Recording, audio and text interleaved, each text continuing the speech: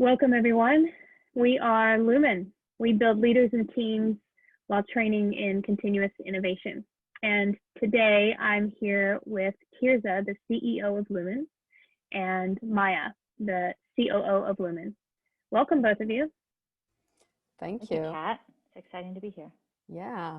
So we've been doing videos and lives on strategic planning for the past few weeks, and we also had a couple of wonderful guests. And we wanted to give you a quick overview of our strategic planning toolkit that we've prepared. This is going to be just a very quick overview. And at the end of the session, you can also click on the link to actually download the full, more robust toolkit.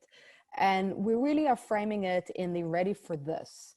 Having a toolkit where you can refer to as you're doing your strategic planning for Q4 and Q1 of 2021, Q4 of 2020 and Q1 of 2021, with everything that is happening, we wanted to give you this tool to help you work with what is happening all the time. We know that we are in VUCA. Ups and downs are going to occur, and we believe that when we actually instill these skills in our teams, we actually can be ready for a lot of different things.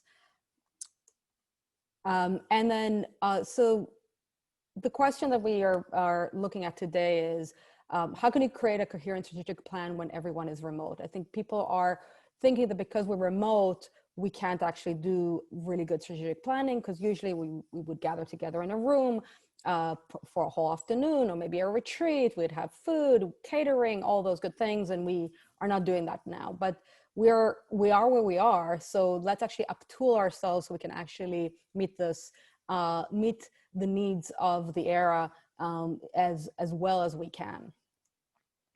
So we have 6 steps for you. And these are steps to support you and your team to deliver strategic planning for 2021. And we're going to go, as I said, we're going to go over just the 6 points here. In the toolkit, you're going to get much more information. So we definitely recommend for you to, after you watch this video, download and then email us and talk to us and see how we can support your team and company. So the first step to any great strategic plan is really creating some unity on the team. Right now, we aren't seeing each other in the office. People are facing added stress in their homes and their work-life balance. And many people are also just experiencing a generalized level of stress about job security and the things that go along with that. And so the first thing we need to do is really just get everybody in the room feeling safe, feeling playful, and feeling secure. And so the reason that's important is that we really need a high level of psychological safety for planning, because planning is going to involve making some critical priority decisions. So there's going to be a little bit of conflict. Planning is going to involve listening to each other and harmonizing our different viewpoints. And all of those things go much better if we have psychological safety. So things that create psychological safety are shared experiences and deep listening. So some things that you can be doing are taking a moment to just really listen to what's going on in everybody's lives and playing some games. We have given a shout out to our friends at the Go Game before. They're a great online experience for teams just looking to have some fun together. But then there's also many little facilitated games that other teams have come out with for how to get your team excited and playing together, even over Zoom. Maya? Yeah, and the second thing after getting the team more accustomed to what they need to actually be creating is to be clear on purpose. So, there's different levels of purpose. There's the company purpose. There's also the personal purpose of each employee and leaders within your team. There's also a departmental purpose. So you got to be clear on your why. It could be that your company's purpose is established, but going down the line of understanding specific for projects, specific for the quarter, the purpose of your department and where you're actually going to, why you're doing this.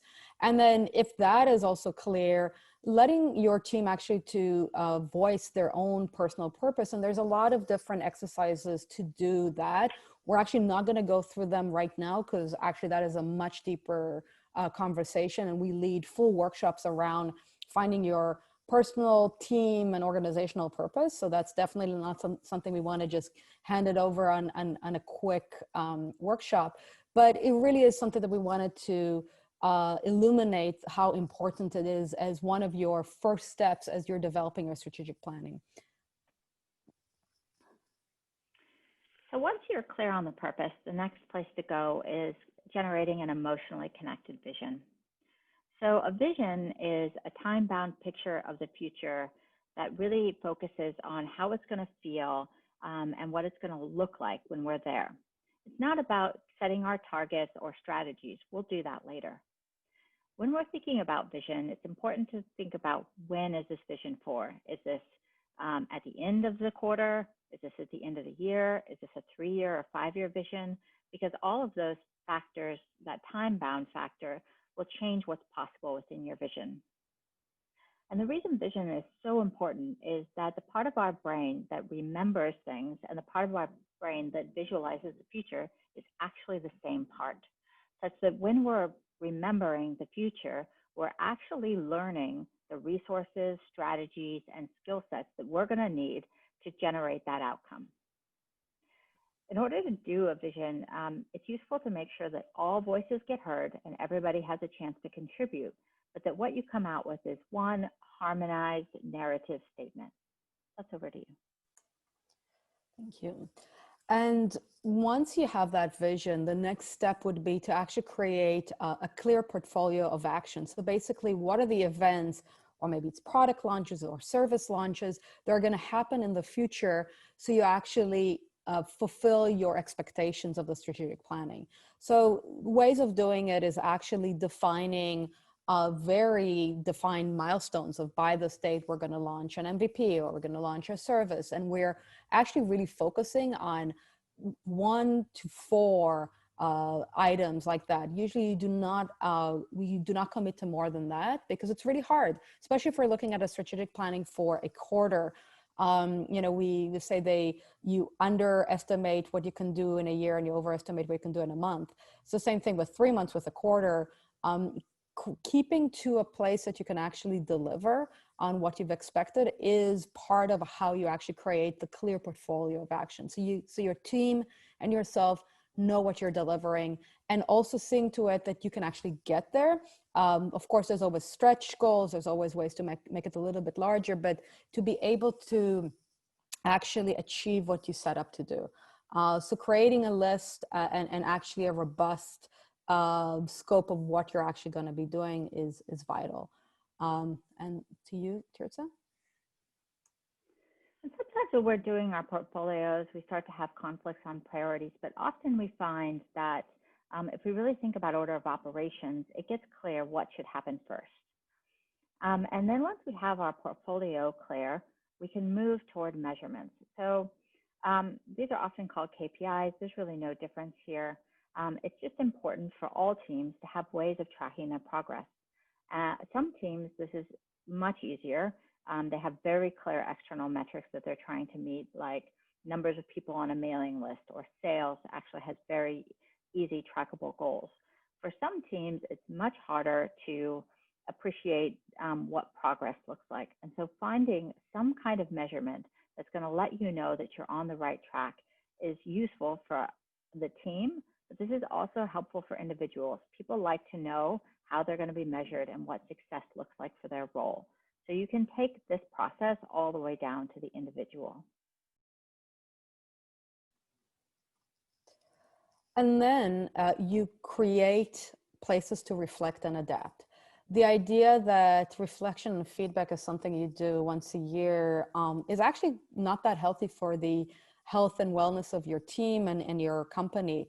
Actually creating a ritual around when we do reflection and when we do what is called an agile and a lot of development methodologies, a retrospective, is a really great tool to actually check in on regular intervals of how the team is doing. So And how the simplest way of doing it is a ritual that we call roses, thorns, and buds. And that actually helps you to identify roadblocks early and keep learning for them. So how we do it is, and retrospectives are so different in different companies. It can go from 30 minutes to like 6 hours. I've heard retrospectives. Please don't do that. That's very long unless you're doing it per quarter.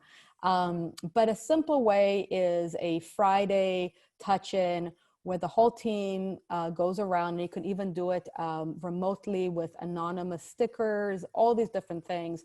And you name what worked that week, the roses.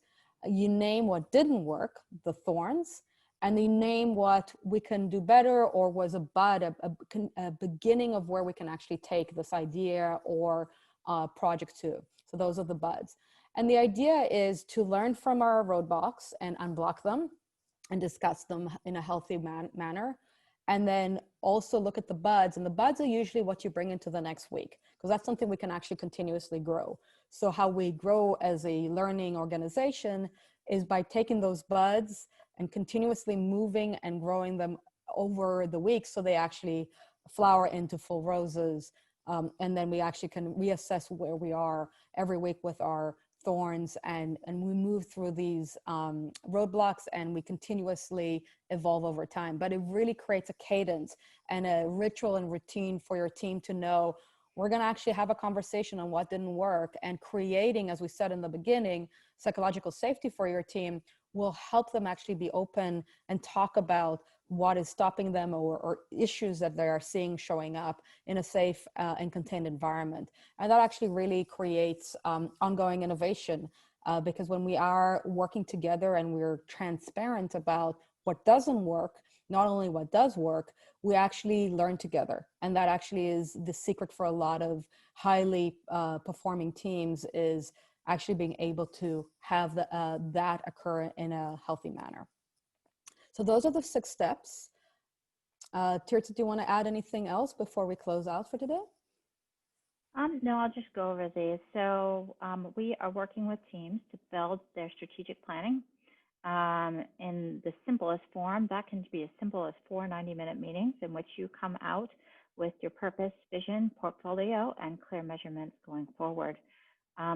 But additionally, we are supporting teams in turning those plans into accelerated projects, because we know right now it's a challenge to get things out the door in a timely manner, and that getting teams to work together better, increase their rate of learning, and what we might call innovation can really accelerate things forward. And so we are excited to be working with several companies on that, and we'd love to work with you. Wonderful. Thanks to both of you. I'm super excited to share this with our community. And so if you're interested in receiving the full playbook toolkit, please go to lumen.io/strategic planning playbook. That's luman.io/strategic planning playbook. Thanks so much.